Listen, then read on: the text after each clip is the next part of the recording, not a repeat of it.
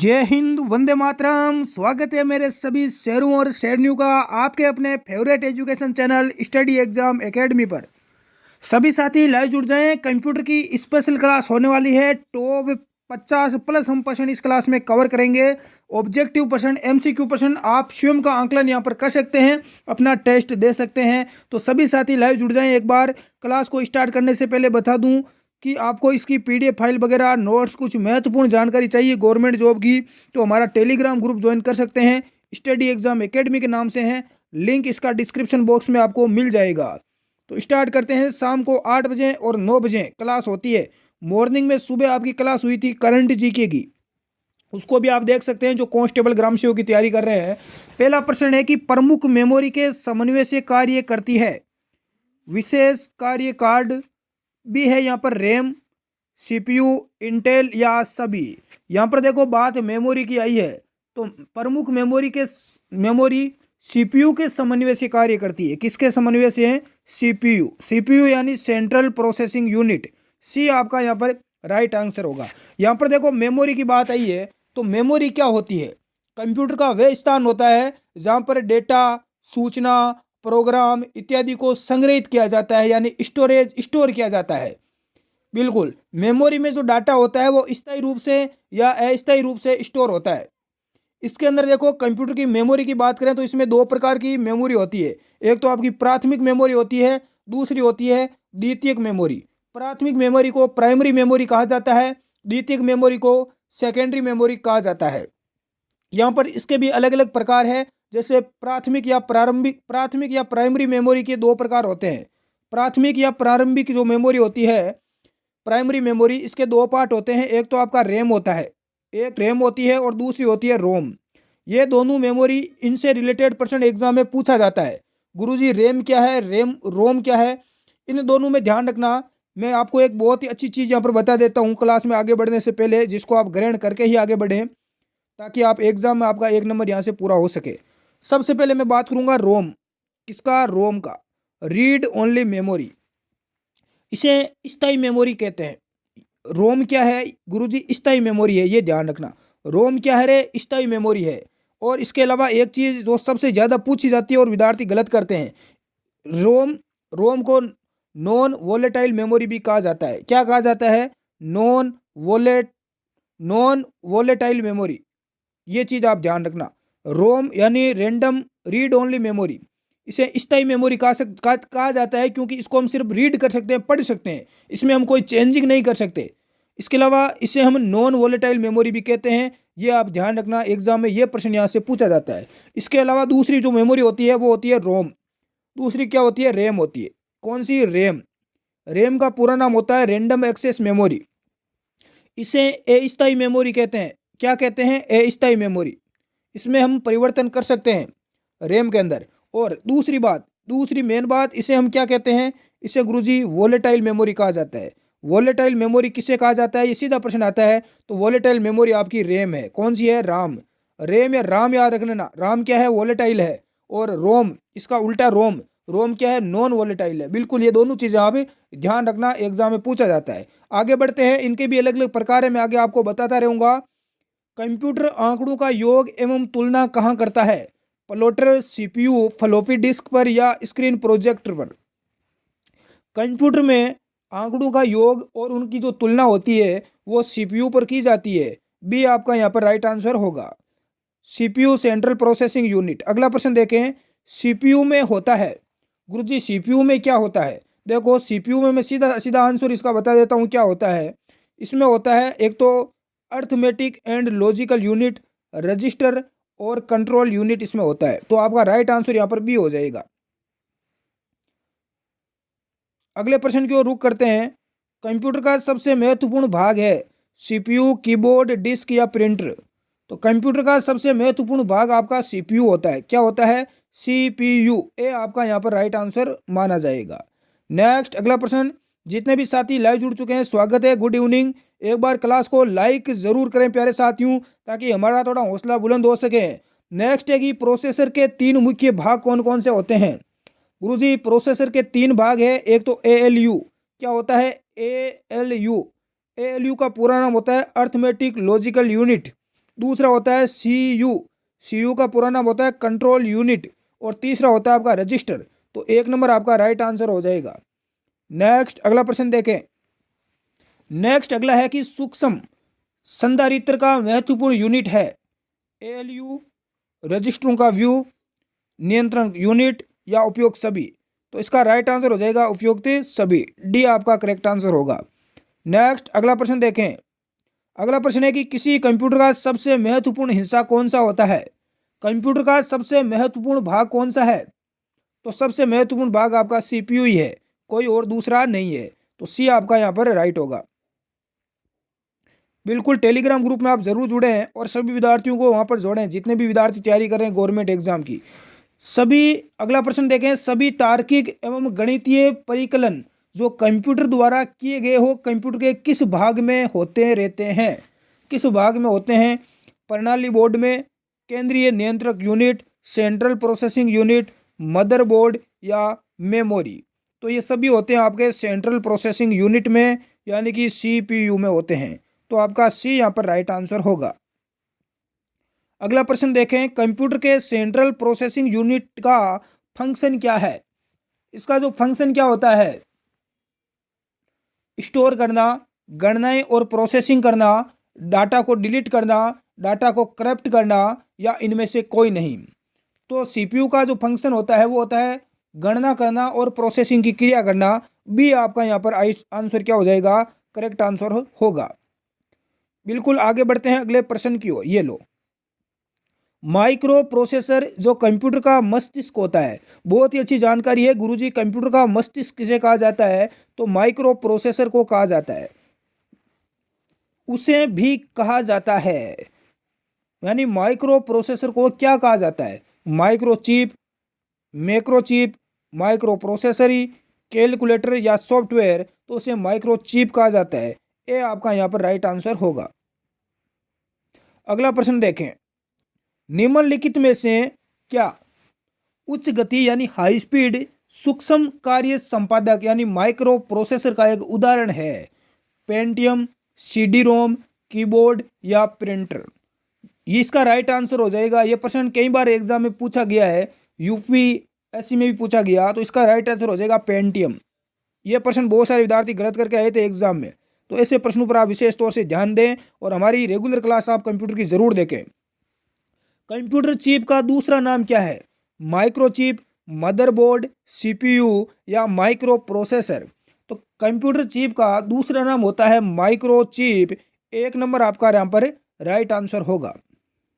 Next अगला प्रश्न देखें। निम्नलिखित उत्पादों में से कौन सा उत्पाद पेंटियम ब्रांड के नाम से बेचा जाता है। मोबाइल की चिप, कंप्यूटर चिप, कंप्यूटर या माइक्रो प्रोसेसर। इस प्रश्न का राइट आंसर हो जाएगा माइक्रो प्रोसेसर। डी आपका यहाँ पर करेक्ट आंसर होगा। अगला है कि पेंटियम शब्द किसे संबंधित है, डीवीडी से, हार्ड डिस्क, माइक्रो प्रोसेसर या माउस। पेंटियम जो शब्द है इसका संबंध होता है आपका माइक्रो प्रोसेसर से। सी इज आपका करेक्ट आंसर। अगला प्रश्न स्क्रीन पर आ चुका है प्यारे लाडलू। सिलेरॉन, पेंटियम और कोर का क्रम प्रारूप क्या है। बहुत सारे विद्यार्थी ऐसा नाम पहली बार ही सुन रहे होंगे। सिलेरॉन, पेंटियम और कोर का क्रम प्रारूप क्या है। कंप्यूटर रैम के, कंप्यूटर माइक्रोचिप के, कंप्यूटर माइक्रो प्रोसेसर के और उपरोक्त सभी। तो ये किसके प्रारूप है, तो गुरुजी कंप्यूटर प्रोसेसर के है। किसके है, कंप्यूटर प्रोसेसर। सी आपका यहाँ पर राइट आंसर होगा। यदि आपको इंडिया जीके की क्लास चाहिए तो हमें कमेंट बॉक्स में आप जरूर बताएं। नेक्स्ट अगले प्रश्न की ओर रुख करते हैं। आपको आंसर बताना है बिल्कुल कमेंट बॉक्स में, जिस भी विद्यार्थी को आ रहा है। उच्च क्षमता वाला माइक्रो प्रोसेसर है, इनमें से कौन सा माइक्रो प्रोसेसर है जिसकी क्षमता उच्च होती है। तो ये सारे के सारे जितने भी दे रखे हैं आपको, चाहे पेंटियम है, प्रो है, ये सारे के सारे उच्च क्षमता वाले हैं। डी आपका राइट आंसर। नेक्स्ट, इंटेल नाम है एक पक्षी का, वैज्ञानिक कंप्यूटर की एक कंपनी है या लड़ाकू विमान है। तो गुरुजी इंटेल कंप्यूटर की एक कंपनी का नाम है। क्या है, कंप्यूटर की एक कंपनी है इंटेल। नेक्स्ट अगला प्रश्न देखते हैं। अगला प्रश्न है कि कंप्यूटर का कौन सा भाग कंप्यूटर प्रोग्राम के अनुदेशों को निष्पादित करने में सीधे सम्मिलित होता है। स्कैनर, मुख्य स्टोरेज, सेकेंडरी स्टोरेज, प्रिंटर या प्रोसेसर। कंप्यूटर का कौन सा भाग है? तो इसका राइट आंसर हो जाएगा बिल्कुल प्रोसेसर। जो भी विद्यार्थी ई बता रहे हैं प्रोसेसर, उन सभी का यहाँ पर राइट आंसर है प्रोसेस, उनकी अच्छी चल रही है। सीपीयू का कौन सा भाग आकलन करता है और निर्णय लेता है?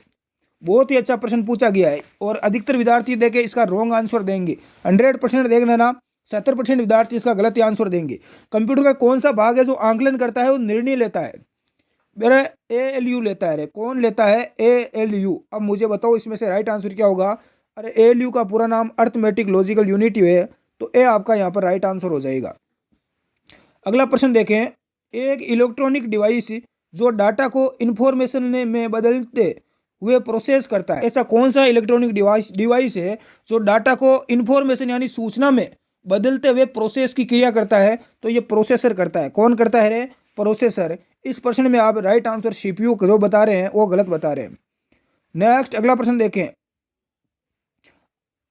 8 बिट शब्द लंबाई का एक माइक्रो प्रोसेसर बिट डाटा को एक साथ प्रोसेस कर सकता है। 8, 4, 16 या 32। तो ये कितना कर सकता है? बिल्कुल 8 कर सकता है। बी आपका यहाँ पर राइट आंसर होगा। 8 बिट लंबाई वाला एक माइक्रो प्रोसेसर 8 बिट डाटा को एक साथ प्रोसेस कर सकता है। अगला प्रश्न है कि कंप्यूटर का सबसे महत्वपूर्ण भाग कौन सा है? CPU, कीबोर्ड, डिस्क या प्रिंटर? तो कंप्यूटर का सबसे महत्वपूर्ण जो भाग होता है आपका वो CPU होता है। ए इज आपका राइट आंसर। अगला है कि कंप्यूटर में अधिकांश प्रोसेसिंग होती है। कंप्यूटर में जो अधिकांश प्रोसेसिंग की क्रिया आपकी CPU में होती है। डी इज आपका राइट आंसर। नेक्स्ट अगला देखें। निम्नलिखित में से कौन सा एक पेरिफेरल डिवाइस नहीं है? बहुत ही अच्छा प्रश्न आ चुका है। अब देखते हैं, देखें किस किस का राइट आंसर आता है। प्रिंटर, मॉनिटर, मदरबोर्ड या कीबोर्ड? इसमें से बताएं। देखिए एक पेरिफेरल डिवाइस का उदाहरण नहीं है इनमें से। अरे प्रिंटर भी है, कीबोर्ड भी है और इसके अलावा क्या है?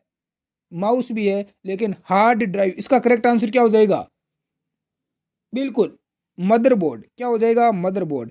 प्रिंटर, मॉनिटर, कीबोर्ड सारे हैं, लेकिन मदरबोर्ड बिल्कुल यहाँ पर सी यहाँ पर करेक्ट आंसर होगा। नेक्स्ट अगला देखें। निम्नलिखित में से कौन सा आम तौर पर कंप्यूटर का एक पेरिफेरल नहीं माना जाता? माउस, कीबोर्ड, प्रिंटर या हार्ड ड्राइव? तो इनमें से कौन सा नहीं है? गुरुजी माउस भी है, कीबोर्ड भी है, प्रिंटर भी है, लेकिन हार्ड ड्राइव नहीं है। तो डी आपका यहाँ पर राइट आंसर होगा। बिल्कुल अगले प्रश्न की ओर रुख करते हैं। एक बुनियादी कंप्यूटर सिस्टम की पेरिफेरल डिवाइसों में यह शामिल नहीं होता। प्रिंटर, कीबोर्ड, मॉनिटर या CPU? तो इनमें कौन शामिल नहीं होगा? बिल्कुल यहाँ पर CPU शामिल नहीं होगा। CPU नहीं होगा। डी आपका राइट आंसर होगा। नेक्स्ट अगला देखें। बहुकार्य संपादन परिस्थिति में खाली जगह दे रखी है तथा के समाधान हेतु संकेत यानी सेमाफोर का प्रयोग किया जाता है। तो किसके लिए किया जाता है? इसका राइट आंसर हो जाएगा महत्वपूर्ण अनुभाग समस्या, इसके अलावा प्रक्रिया या तुल्यकालन यानी प्रोसेस। बिल्कुल यहाँ पर सी आपका करेक्ट आंसर हो जाएगा। महत्वपूर्ण अनुभाग समस्या और प्रक्रिया तुल्यकालन, सी आपका करेक्ट आंसर होगा। नेक्स्ट अगला देखें। कंप्यूटर व्यवस्थापन उन इकाइयों और उनके अंत्य संबंधों को संदर्भित करता है। क्या करता है? अंत्य संबंधों को संदर्भित करता है जो वास्तुशिल्पीय विनिर्देशों को कार्यान्वित करता है। गतिशील, मार्गदर्शन संबंधी, स्तर या परिचालन? तो इसका राइट आंसर आपका डी हो जाएगा। खाली जगह में क्या आएगा? यहाँ पर रिक्त स्थान में आपका परिचालन आ जाएगा। नेक्स्ट अगला देखें। एक ऐसा डिवाइस जो कंप्यूटर से कनेक्टेड, कंप्यूटर से क्या होता है? कनेक्टेड होता है, कंप्यूटर से कनेक्टेड होता है, लेकिन कोर कंप्यूटर आर्टिकल्चर का भाग नहीं है, क्या कहलाता है? Processing device, memory device, peripheral device, on board device? ऐसा कंप्यूटर डिवाइस जो कंप्यूटर से कनेक्टेड होता है लेकिन कोर कंप्यूटर आर्किटेक्चर का भाग नहीं होता, उसका राइट आंसर आपका क्या होता है? बिल्कुल पेरिफेरल डिवाइस होता है। क्या होता है? Peripheral device. सी आपका यहाँ पर राइट आंसर है। अगला है कि एएलयू निम्नलिखित का पार्ट है, सीपीयू का, सीयू का, मेमोरी का। तो एएलयू किसका पार्ट होता है? अरे अर्थमेटिक लॉजिकल यूनिट आपके सीपीयू का ही एक पार्ट है। ये आपका यहाँ पर करेक्ट आंसर माना जाता है। बिल्कुल जो विद्यार्थी बता रहे हैं, आई होप आप सभी राइट आंसर बता रहे हैं। अगले प्रश्न की ओर बढ़ते हैं। देखें, देखो यहाँ पर जो ये प्रश्न आया है इसकी मैं यहाँ पर थोड़ी बहुत डिटेल से आपको बता देता हूँ। एएलयू जो आपका सीपीयू का पार्ट है, एएलयू। अब आप पूछोगे कि सर सीपीयू के कितने भाग होते हैं? तो देखो सीपीयू के 3 भाग होते हैं। कितने पार्ट होते हैं? 3। एक तो आपका एएलयू होता है। क्या होता है? एएलयू यानी अर्थमेटिक लॉजिकल यूनिट। दूसरा इसका सीपीयू का भाग होता है सीयू, सीयू यानी कंट्रोल यूनिट। बिल्कुल, इसे नाड़ी तंत्र भी कहा जाता है। कई बार एग्जाम में पूछा जाता है नाड़ी तंत्र। तो नाड़ी तंत्र किसे कहा जाता है? सीयू को कहा जाता है। कंट्रोल यूनिट, कंट्रोल करता है ये। और तीसरा भाग होता है सीपीयू का, वो होता है एमयू। एमयू गुरुजी, एमयू क्या है? अरे एम यानी मेमोरी यूनिट, यानी यूनिट, मेमोरी यूनिट। बिल्कुल। एएलयू क्या करता है? एएलयू क्या करता है? गणितीय गणना करता है। गणित का कोई भी काम होता है, जोड़ बाकी गुणा भाग, ये सारा काम कौन करता है? एएलयू करता है। यानी तार्किक और तुलनात्मक गणनाएं करता है। तार्किक और तुलनात्मक गणना कौन करता है? एएलयू करता है। गुरुजी सीयू क्या काम करता है? Control unit. अरे लिखने या पढ़ने का कार्य इसमें किया जाता है, कंट्रोल ये करता है। बिल्कुल। इसके अलावा और भी बहुत सारी जानकारी है इससे रिलेटेड जो हम आगे लेते रहेंगे जैसे जैसे हम क्लास में आगे बढ़ते रहेंगे। अगला देखते हैं, अगला प्रश्न। कंप्यूटर में गणना करने के लिए कौन सा अवयव मुख्यतः उत्तरदायी होता है? कंप्यूटर में गणना करने के लिए किसका प्रयोग होता है? बिल्कुल अर्थमेटिक लॉजिकल यूनिट का, मैंने अभी बताया एएलयू का, जो कि सीपीयू का ही एक पार्ट है और ये गणनाएं करता है। अगला है कि अंकगणितीय एवं तार्किक लॉजिकल संक्रिया करने वाला संसाधक को क्या कहा जाता है? तार्किक और लॉजिक जितनी भी क्रिया होती है, ये सारी क्रिया करने का कार्य किसके द्वारा किया जाता है? आंसर बताएं। देखिए प्यारे साथियों, बिल्कुल ये किसके द्वारा किया जाता है? एएलयू के द्वारा किया जाता है। भी आपका यहाँ पर राइट आंसर जो विद्यार्थी बता रहे हैं सभी का यहाँ पर राइट आंसर आ चुका है।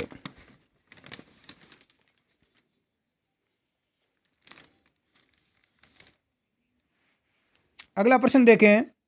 कंप्यूटर को दिए गए आदेश यानी कमांड, कंप्यूटर को कोई भी आदेश देते हैं, इसके लिए समता निम्नलिखित में से किसमें है? कंप्यूटर का जो आदेश है, कमांड है, उसकी क्रियान्वयन की क्षमता किसमें है? तो इसका राइट आंसर क्या हो जाएगा? प्रोसेसर, सॉकेट, मुख्य स्मृति, अंकगणितीय तर्क इकाई या कैश मेमोरी। बिल्कुल इसका राइट आंसर सी हो जाएगा, अंकगणितीय तर्क इकाई। अगला प्रश्न है कि एएलयू का विस्तृत रूप क्या है? एएलयू का अर्थमेटिक लॉजिकल यूनिट होगा। सी आपका करेक्ट आंसर होगा। नेक्स्ट अगला प्रश्न देखें। अर्थमेटिक एंड लॉजिकल यूनिट, बिल्कुल अर्थमेटिक एंड लॉजिकल यूनिट गणितीय संक्रियाएं पूरी करता है, डाटा का संग्रहण करता है, तुलनात्मक कार्य करता है, निवेश युक्तियों के साथ संप्रेषण करता है। तो इनमें से कौन सा वाक्य यहाँ पर राइट होगा? अर्थमेटिक एंड लॉजिकल यूनिट के बारे में, एएलयू के बारे में पूछा गया है, तो इसका राइट आंसर आपका क्या होगा? डी हो जाएगा। डी कैसे होगा? कि ये गणितीय संक्रिया पूरी करता है, बिल्कुल करता है, और तुलनात्मक कार्य भी करता है। तो 1 नंबर और 2, 3 नंबर दोनों आपका राइट हो जाएगा, 1 नंबर और 3 नंबर। नेक्स्ट अगला प्रश्न देखें। सीपीयू के एएलयू में होते हैं, सीपीयू का एएलयू होता है, उसमें क्या होता है?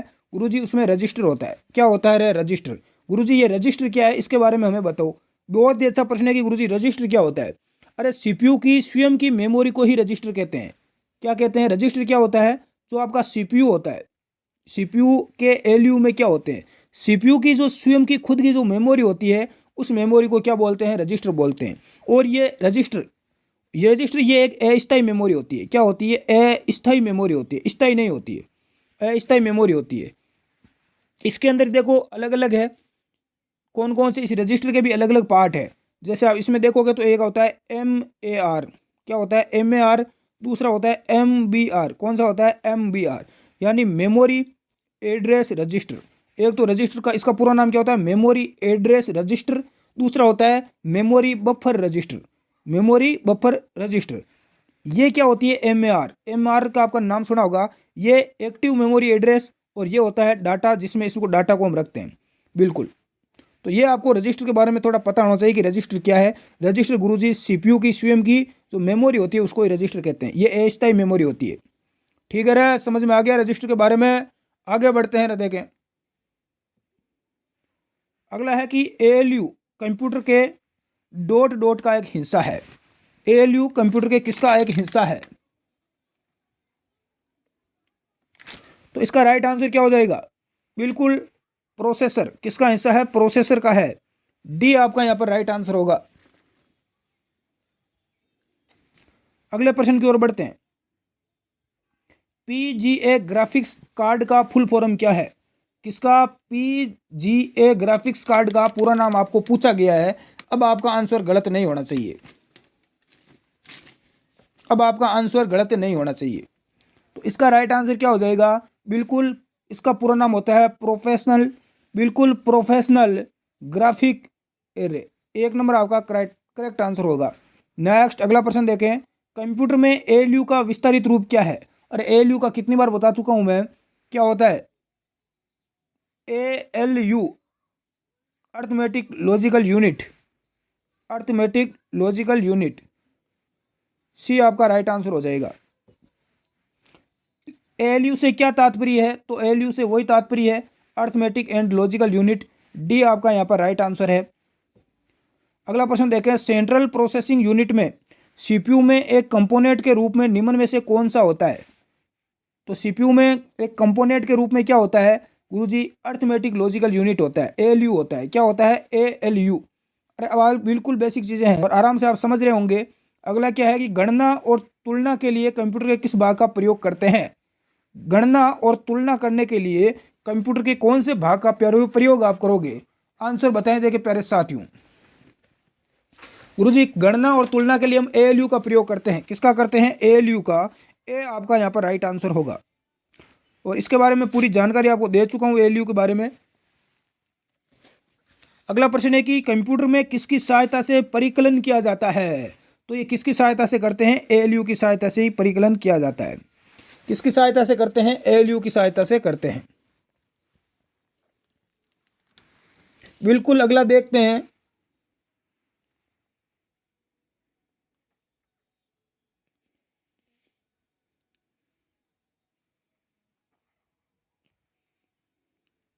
अगला है कि एएलयू और कंट्रोल यूनिट को एक साथ आमतौर पर के रूप में जाना जाता है?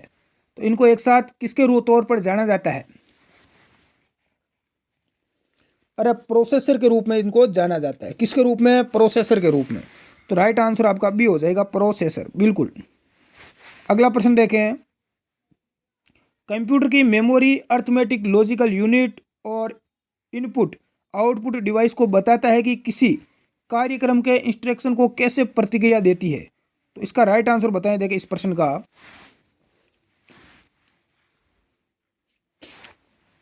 बिल्कुल कौन बताता है रे? कंप्यूटर की मेमोरी को अर्थमेटिक लॉजिकल यूनिट और इनपुट आउटपुट डिवाइस को ये कौन बताता है कि कार्यक्रम के इंस्ट्रक्शन को कैसे प्रतिक्रिया देनी है? ये आपका कंट्रोल यूनिट बताता है। कौन? सीयू बताता है गुरुजी। कंट्रोल यूनिट कंट्रोल करता है। बिल्कुल कंट्रोल यूनिट के बारे में बात कर चुके हैं। ये सीपीयू का ही एक भाग होता है। निम्नलिखित में से कौन कंप्यूटर रिसोर्स को मैनेज करता है? एएलयू, बस, कंट्रोल यूनिट या आईओ यूनिट? कंप्यूटर रिसोर्स को मैनेज कौन करता है? तो ये आपका कंट्रोल यूनिट ही करता है। सी इज आपका राइट आंसर। अगला है कि मेमोरी और एएलयू के मध्य डाटा का अंतरण कराती है रोम, इंटरनेट, कंट्रोल यूनिट या रैम? मेमोरी और एएलयू के मध्य डाटा का अंतरण कौन कराती है? इसका आंसर आप कमेंट बॉक्स में डाल दें।